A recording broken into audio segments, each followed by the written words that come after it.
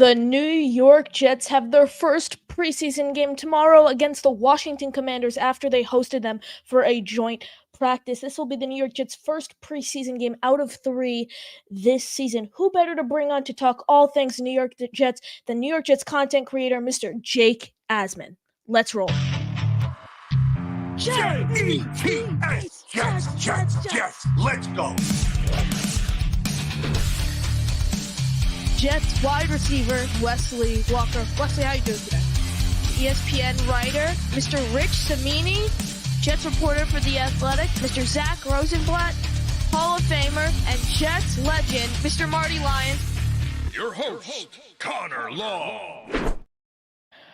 Welcome in, everyone. We are here. It is a Friday edition of NY Flight Jets Talk. The New York Jets host the Washington Commanders for their first preseason game of the year tomorrow at 12 p.m. Eastern Time. Who better to bring on to talk all things New York Jets than New York Jets content creator, Mr. Jake Asman.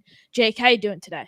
Connor, I'm doing great. I appreciate you having me on the show. You've become quite the star in the last 24 hours. Rich Eisen is shouting you out. So thanks for still having some time for us little people. I really appreciate it. It was so funny when I first called in that show. I was not expecting half of the traction I received. I was just doing it. I was like, okay. I mean, the fact I could even get to talk to Rich Eisen, one of the greatest. I mean, on NFL Network, host his own show, obviously. But you ready to get right into it? Oh, I'm ready. Let's do it. Here we go. So, you actually were lucky enough to attend yesterday's joint practice against the Washington Commanders. Obviously, they were the main things that really stood out. Obviously, Aaron Rodgers not practicing, which means absolutely nothing as he was sidelined due to the weather. And then you also have Garrett Wilson's, stellar, more than stellar, actually, performance in yesterday's joint practice. Going into the preseason, who are your top names to watch?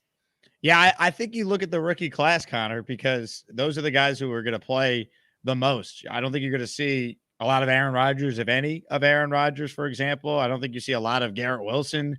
I don't think you're going to see a lot of anyone who's notable on this team that's established, like a Tyron Smith, for example, as well. So I think it starts with the rookie class. We'll see Olu Fashanu in this game tomorrow. Yes. I'd imagine we'll see Braylon Allen out there, Isaiah Davis out there. So I'm looking at those guys on offense, Malachi Corley as well. And then on defense, Quantez Stiggers has been really impressive so far this summer. He's a guy that I think might have a future here. You want to see what he can do now that it's an actual game. So I'm looking at all these rookies. I think that's the storyline to watch with this game tomorrow.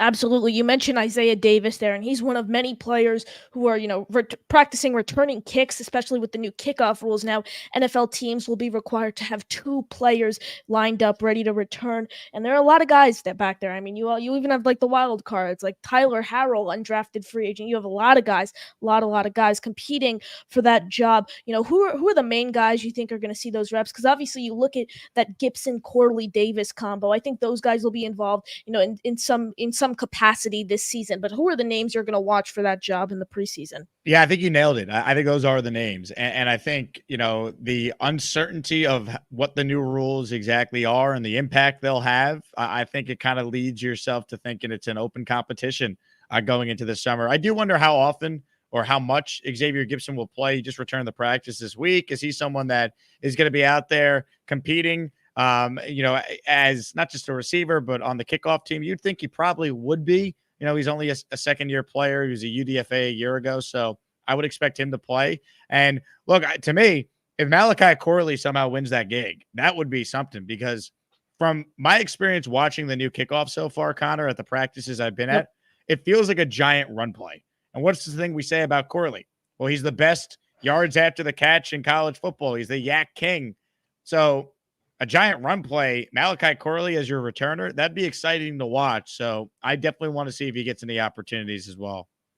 Yeah, absolutely. I look at, I think those are the big 3. Those are the guys who are going to be in there. I want Gibson returning punts, as he was great returning punts last season. He did struggle a bit on kickoffs.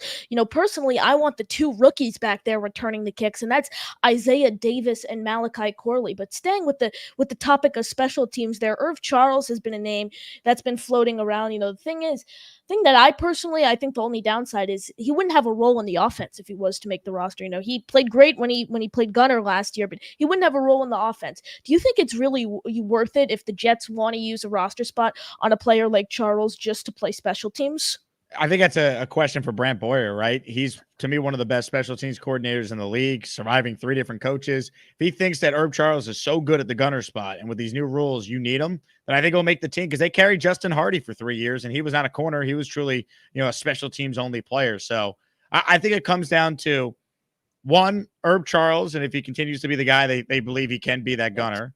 And then 2, does anyone else step up? Does anyone else emerge? Thomas Morstead, I asked him about Herb Charles yesterday. He mentioned how you never know what could happen in the preseason. There's guys that step up all the time that then have long careers. That could happen here. So that's why this game for the bottom tier of the roster is so important, because you just never know.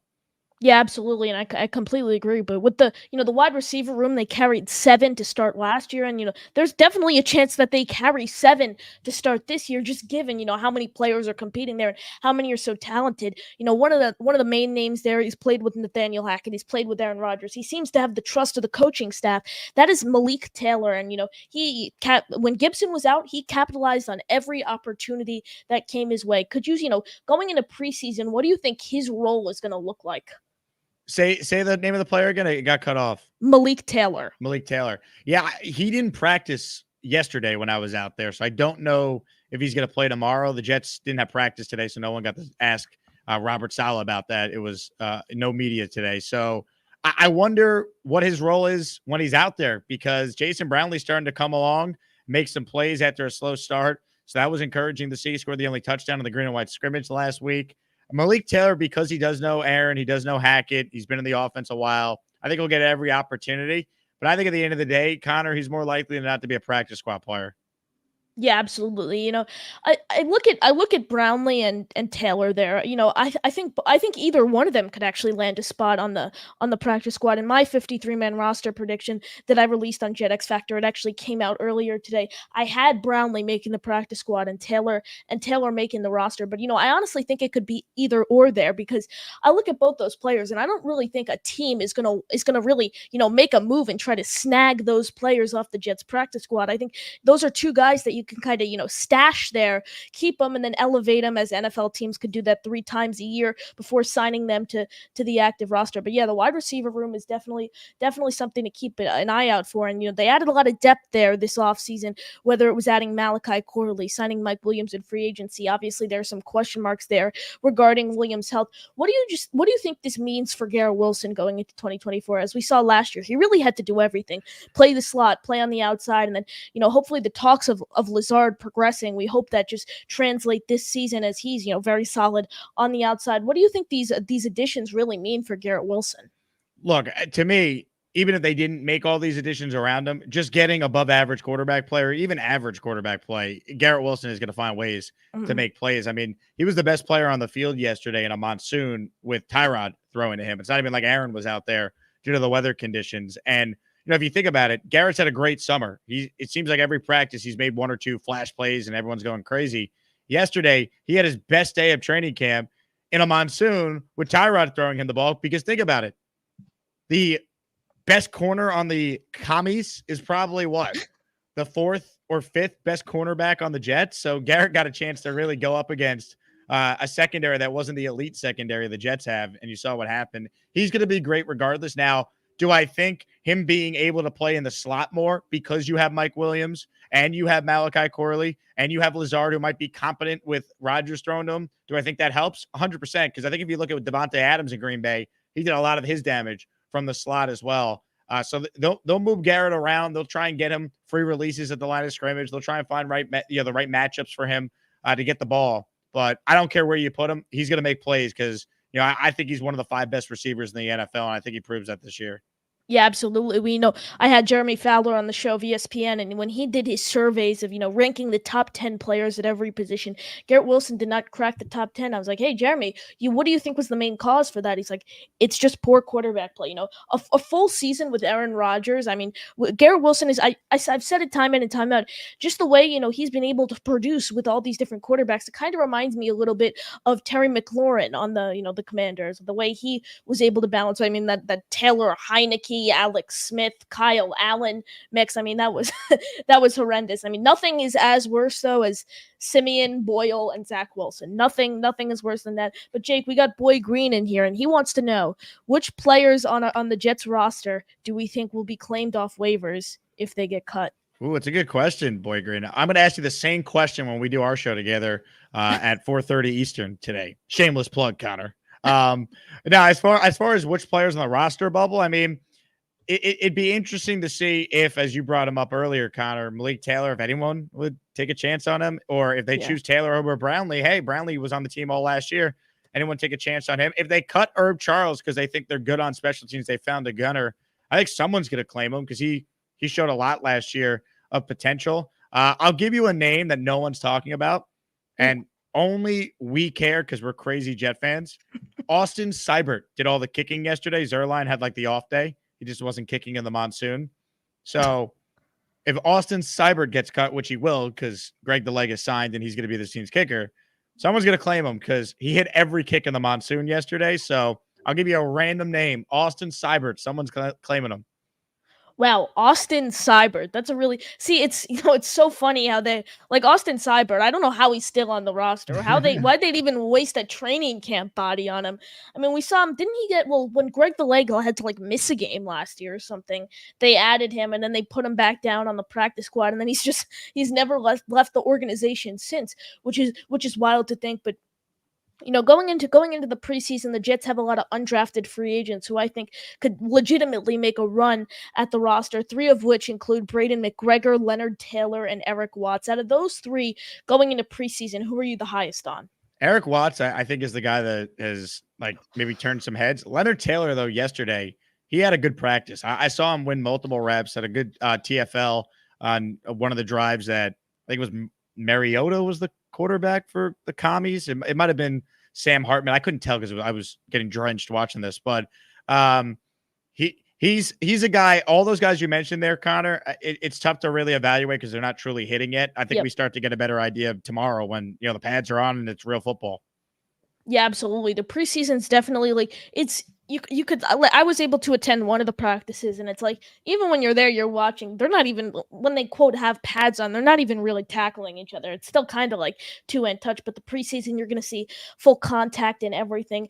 Speaking of the Jets' first preseason game, they're going to face off against the number 2 overall pick, Jaden Daniels, who we did see in the joint practice yesterday. Sauce Gardner had high praise for Daniels. However, Daniels did struggles. I think he completed 7 out of 15 of his passes, and all of them were screen passes, check downs. What do you think do you think that when they announced that Daniels will be starting for the Commanders, do you think the Jets kind of shuffled their defensive rotations around a little, or, they're still riding with the same group? I don't think they're going to play any of their big time defensive players. Like I think the only notable defensive players you might see is Jamie Sherwood because he's still technically a backup. I think you probably see Will McDonald and Michael Clemens because they're kind of competing for playing time right now as the quote unquote starter until Hassan Reddick eventually, if he ever does, actually shows up and plays football for the team that traded for him. Maybe you would see Ashton Davis, Chuck Clark, and Tony Adams, just maybe if you're trying to get them, some reps, especially maybe Clark coming off the injury, but I doubt it. You're not going to see a lot of guys from the quote unquote starting defense. You'll see some of the backups, you'll see some of the rookies, like we talked about, Stiggers getting an opportunity. So I think it's going to be a very vanilla defense. Daniels probably will look good at times because it's kind of designed for him to look good in this type of environment.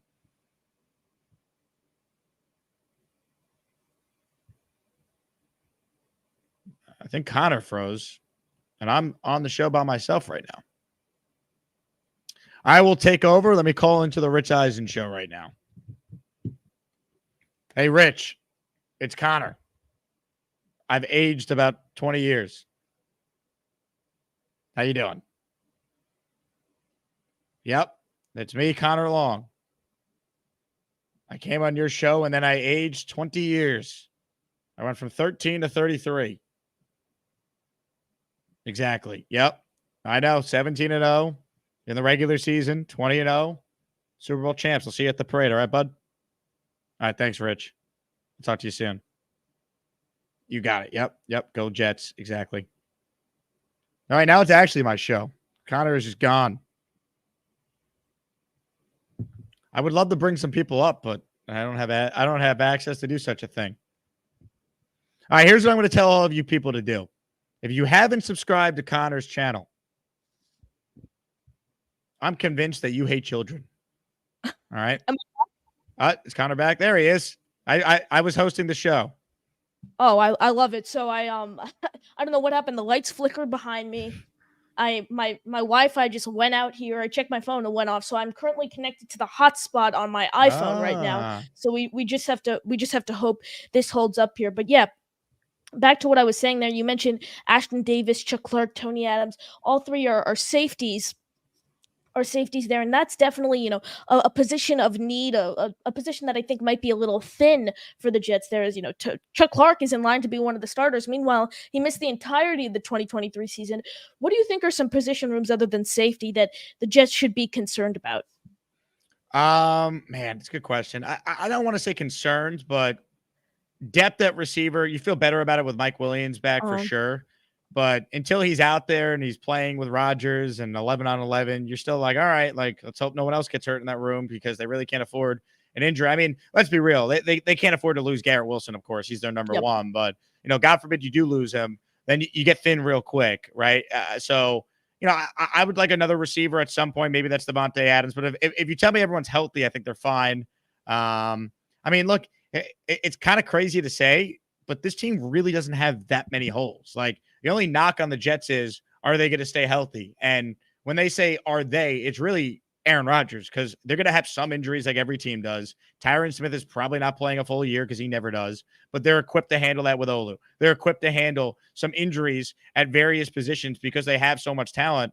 They need to keep Aaron upright. You tell me he plays. I don't think they have very many holes on this team. Their hole is just the unknown of can they stay healthy? And you know what? To that I say, it's a year-to-year league. A year ago at this time, all anyone wanted to talk about with the Dolphins was Tua's health, and all anyone wanted to talk about with the Ravens was Lamar's health. And ironically, those were two of the only quarterbacks that actually played every game for their team last year. Injuries happen every year. It's a year-to-year league. Rodgers doesn't have a chronic history of injuries, so I'll take my chances, and you go from there. Yeah, absolutely. You mentioned depth at receiver there. Someone who's surpassed 1,000 yards in his career who's still available is Hunter Renfrow, and actually put out a column for Jets X Factor listing the three remaining free agents I'd target. I listed Renfrow as one of them, and I got absolutely blown up in the comments for listing Renfrow there. Are you a fan of Renfrow? Could you see the Jets maybe going after him?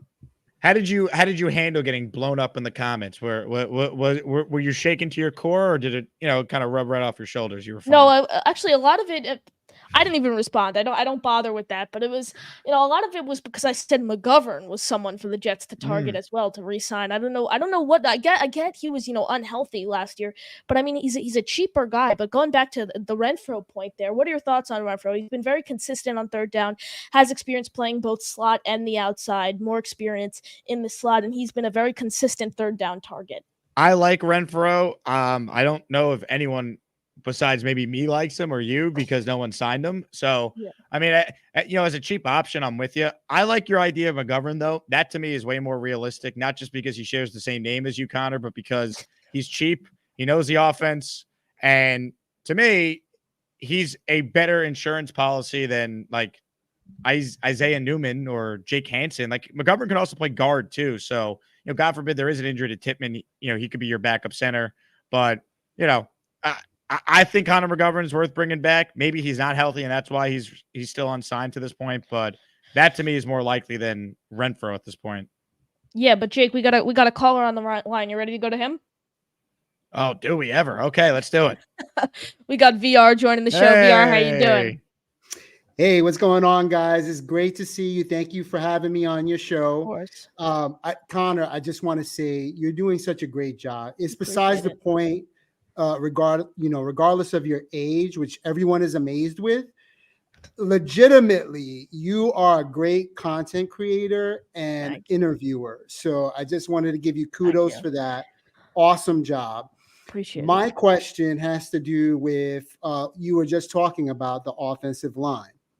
And so Salah and the coaches have they've raved about the depth of this offensive line. My question for both of you is, what do you think about the backup depth? You know, the rookie in Olu Fashanu, the second-year player in Carter Warren, and the third-year player in Max Mitchell going into the 2024-25 season. You should answer, Connor.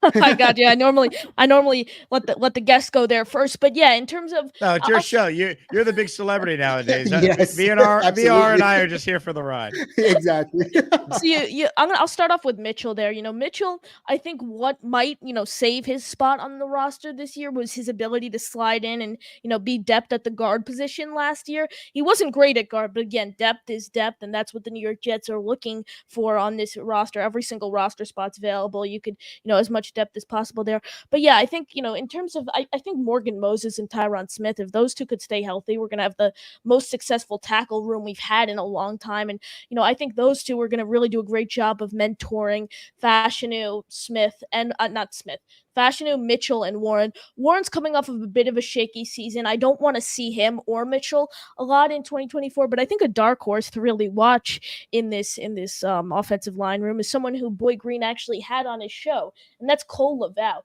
Laval has experience playing at all 5 positions on the line, and like I've said it time in and time out. When you have an offensive line like this where every single roster spot is so valuable, I think you got to go with someone who's the most versatile, and I think that's what Laval brings to the table. I think he's a sneaky pick there. Nice. And so before I go, I have one personal question for you. You started asking people about the one dinner guest that they would want to bring, yes. And so I wanted to ask you, if you had one New York Jets player, past or present, that you would like to spend the whole day with, 24 hours with, who would that be? Whew, past or present, New York Jet player. Yes. Just from, the stories I've heard, you could go in a lot of different directions here. Actually, you could go, this is tough. I'm narrowing it down. I have my top 3 right now. I'm between like Mangold. I'm between Mangold, Corbett, and Garrett Wilson. Nice. Let's see. I'm going to go with the past angle. I'm going to go with Nick Mangold. I mean, he's one of the greatest centers in New York Jets history. I feel like he'd have great stories. I like the offensive linemen. They all seem like really cool guys. Yeah, and he has his own barbecue sauce too. So Yep. that's also awesome. Thank you guys for having me on. Great show. Take care, guys. Have a good show later, Jake. Thanks, really appreciate the time, VR. Jake, now what are your thoughts on the comments VR made there about the tackle room? I don't get to weigh in on the dinner guest. Oh no, that's for the end of the show. That's for the end of the show. Yes. Okay. I have a name in mind. Okay. Look, to me, I feel way better about the depth now than I did a year ago. I mean, even some of the guys that I was talking about this actually yesterday with someone, like as bad as the injuries were to the O-line, these guys all got a chance to play. I think Max Mitchell's actually looked pretty good this summer. He is clearly the established backup right tackle, where Olu is the backup left tackle to Tyron. So, look, in an ideal world, you don't need to go through 13 O-line combinations in 17 games. Like, God forbid they're anywhere close to that. They got major problems. But just overall, I feel way better about the depth on this team than I did a year ago. That said, if they brought McGovern back, I would have no issue with that. And as we talked about, I'd be on board with it. Yeah, absolutely. Now we have another caller on the line from uncle to nephew. We have the newest member of the New York Jets content creating community, Mr. Johnny Boy. Johnny, how you doing?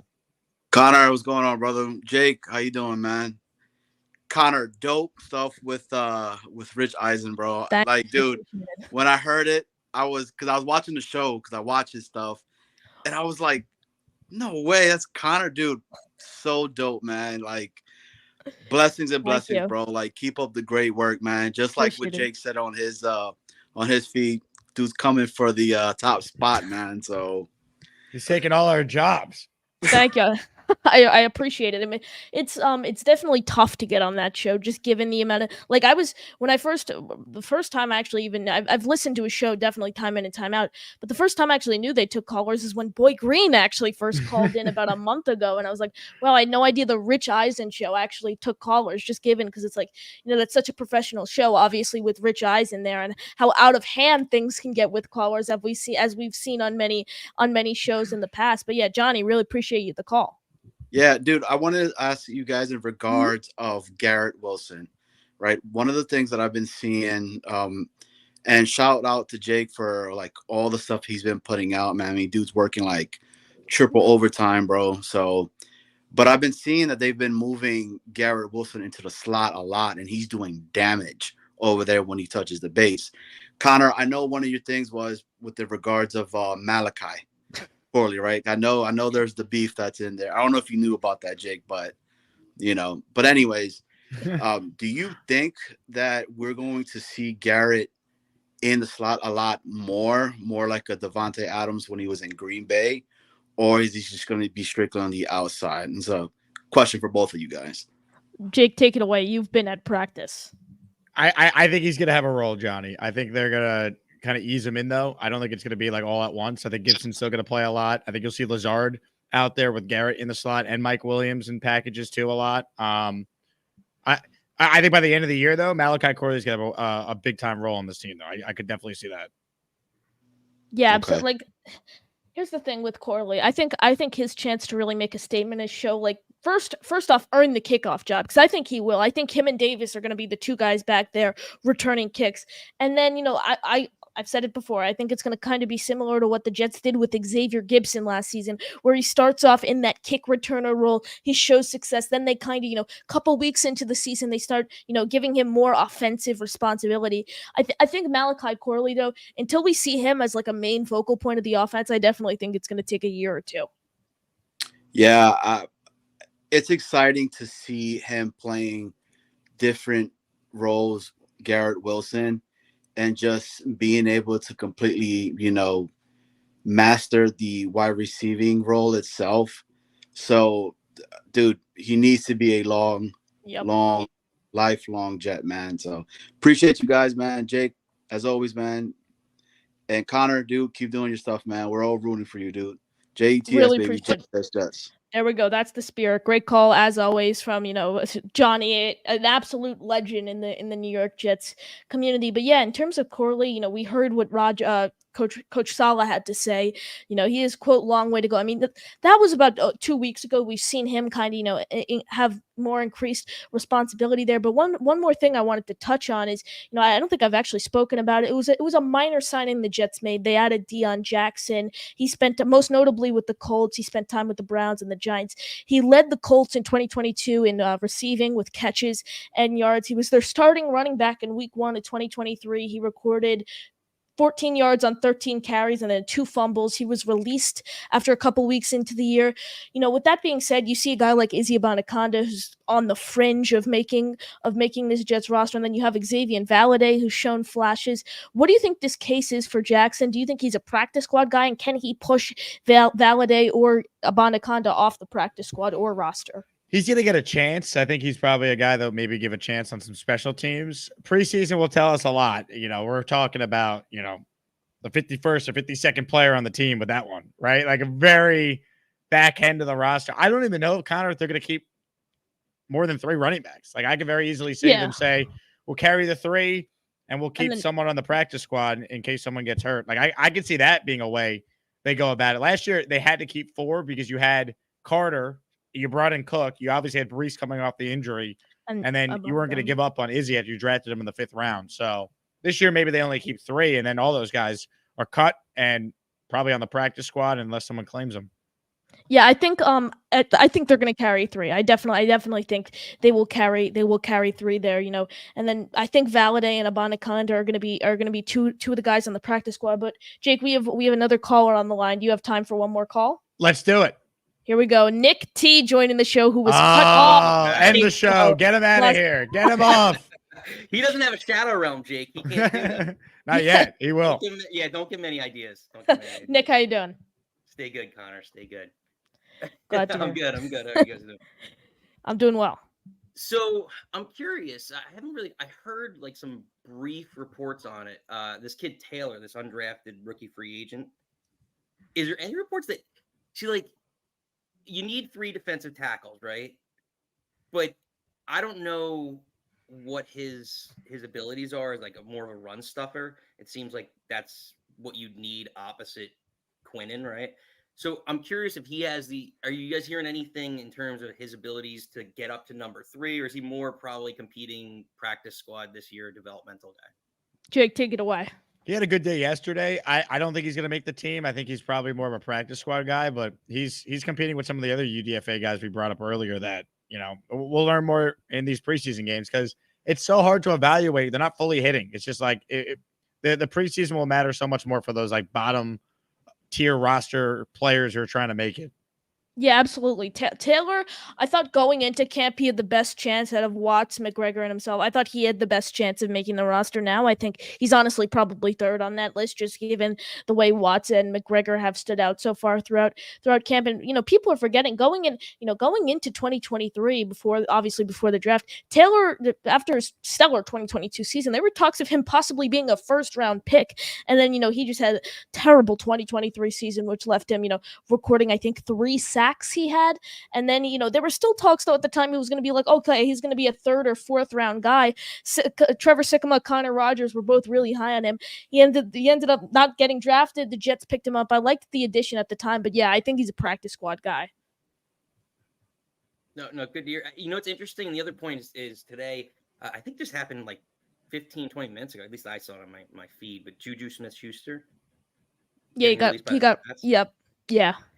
You got to be pretty terrible if New England, who has no receivers, thinks that you're not any good. Pop Douglas led the Patriots in receiving yards last year, I don't think he even had 600. It's just interesting. I mean, like when you look at it, yeah, he probably is washed right at this point, but it's interesting when you look at what was like a week ago or so ago, we were talking about like Lazard and replacing Lazard and who could be a potential guy. That's a guy who could play the slot and the outside. He offers a lot of versatility if he still has anything left in the tank. It's real interesting how a week of camp changes a lot of things. Aaron Rodgers cures a lot, and now Lazard seemingly is on the uptick. So, it's almost like an afterthought, a player like that. But we would have probably been clamoring for him a week ago if this happened. Yeah, absolutely. I completely agree there. Jake, what would you be cool if the Jets kind of added them as a depth piece there, maybe? Yeah, I mean, I don't know if it's going to move the needle, but I'm all right bringing him in. See if he's got anything left. I don't think it's the worst idea. Yeah, I agree. Just depth. We need all the pieces we can get, right? I mean, he's played with Brady, or no, he's played not Brady. He's played with Ben Roethlisberger. He's played with Big Ben, Hall of Famer. He's played with Mahomes, future Hall of Famer. He could play with Rodgers. I mean, yeah, but then the question becomes who would that force off if they were to sign him? Who would that force off the team? Like, is Brownlee would be fighting for the last spot because Lazard. I think Brownlee's still fighting right now. Honestly, I don't think anything's locked. Yeah, no, nothing definitely is locked, especially if they only keep 6 for 7, depending on what they want to do with Herb Charles. I mean, they're kind of set. Like you already, it's Garrett, it's Mike Williams. Those 2 are locks. Corley's a lock. Lazard, because of his contract, and he's been a lot better this summer, to be fair. He's a lock. Gibson, I think, because of his special teams ability, he's a lock. Like, I think you're talking about Brownlee versus Malik Taylor versus throw any other receiver that you'll see out there. Exactly. Yeah. And that's why I say, like, a guy like Smith-Schuster, just because of the versatility, would have an opportunity with that 4th, 5th wide receiver spot. But, we'll see. But anyway, guys, great talking to you. Thanks for having me on. Great stuff as always. Appreciate the call, Nick. Great call as always from a legend himself, Mr. Nick T. But Jake, really appreciate you joining me. And I know that dinner question was referenced earlier on in the show. Here it is. 4 dinner guests, anyone, dead or alive. You've had some time to prepare. This is a signature question I started a couple interviews ago, and I think it's a great way to get to know like another side of your guests. On for example, I had Trevor Sikkema on, and he went football. It's you really get to know another side of your guests. So who are your 4 dinner guests? Anyone, dead or alive? Did we really get to learn more about Sycamore if the biggest draft guy out there picks football people for his dinner? No, I think the most interesting was Nick Farrier. He went Donovan McNabb, he went Abraham Lincoln, he went George Washington, and then I think he went Thomas Jefferson. I think those were his 4. I love it. All right, so dead or alive. So here's what I'm doing. All right, I'm taking Joe Namath. Love it. Derek Jeter. Oof. JFK. And let's think. Brad Pitt. I'll tell you why. I just put together 4 of the great bachelors in the history of the world. All right. You got JFK, Jeter, Namath, and Brad Pitt sharing stories. That's going to be a great night. Yeah, that's definitely like an interesting combination there. You obviously Namath is a Jets great, and if I'm not mistaken, well, first off, you had the opportunity to speak with Namath and interview him on your radio show. I think if I'm not mistaken, that was your ESPN New York debut, right? That was my first show I did last summer. Yes, it wasn't my debut show, but it was the first show I had done in like 6 months. So I had Joe on before the Hall of Fame game last year. It was awesome. Wow, that's great. As always, Jake, I really appreciate you joining me. Now it's time for your final thoughts. My final thoughts are this, Connor. I hope by coming on your show over the years and by supporting you, you don't take my job one day. All right? That's all I'm asking. Jake, I appreciate it. Everyone, thank you guys for watching. And as always, JTS, Jets, Jets.